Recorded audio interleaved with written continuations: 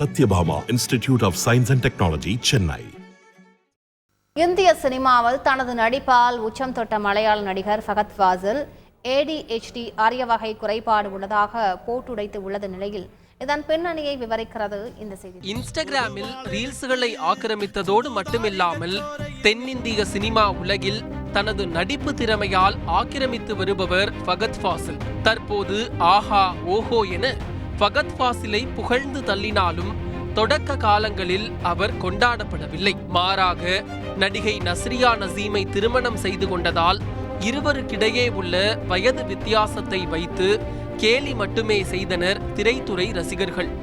ஆனால் அந்த கேலி கிண்டலுக்கு எல்லாம் தன் வெற்றி படங்கள் வாயிலாக தக்க பதிலடி கொடுத்தார் ஃபகத் ஃபாசில். தொட்டதெல்லாம் வெற்றி என்பது போல சூப்பர் டீலக்ஸ், புஷ்பா, விக்ரம், மாமன்னன், ஆவேசம் போன்ற ஹிட் படங்களை கொடுத்து ஹேட்டர்ஸ்களை வாயடைக்க செய்ததோடு தனக்கென ரசிகர் பட்டாளத்தை உருவாக்கினர். இந்நிலையில்தான் தனக்கு ADHD எனப்படும் குறைபாடு இருப்பதாக கூறியுள்ளார் ஃபகத் ஃபாசில்.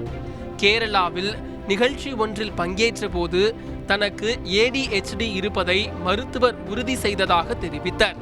இது நரம்பியல் தொடர்பான ஒரு குறைபாடு தானே தவிர மனநோய் அல்ல என மருத்துவர்கள் தெரிவிக்கின்றனர்.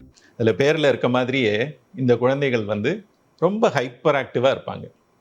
ஒரு இடத்துல அவங்களால ஒரு குறைஞ்ச நேரம் அமைதியாக இருந்து ஒரு வேலையை பண்ண இயலாமல் இருக்கும். எப்பயும் ஓடுறது, ஒடியாடுறது, துருன்னு இருக்கிறது, ஏறுறது, இறங்குறது, குதிக்கிறது, டிவி ஆன் ஆஃப், இது மாதிரி ஏதாவது பண்ணிக்கிட்டே இருப்பாங்க. பொதுவாக குழந்தைகளுக்கு 6 வயதுக்கு மேலே ஒரு தீர்க்கமான ADHD டயக்னோசிஸ் நம்மளால கொடுக்க முடியும்.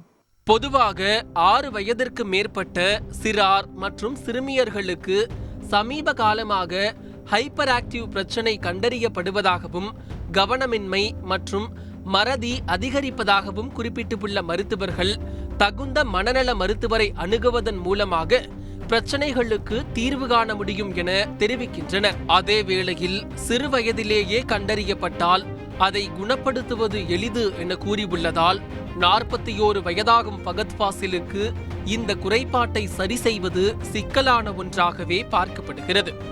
ஆவேசம் பட வெற்றி ஒரு பக்கம், அடுத்தடுத்த பட வாய்ப்புகள் என ஃபகத் ஃபாசில் பம்பரமாக சுற்றி வரும் நிலையில் தனக்கு இப்படி ஒரு மருத்துவ சிக்கல் என அவர் மனம் திறந்திருப்பது அவரின் ரசிகைகளை கவலை கொள்ள வைத்திருக்கிறது.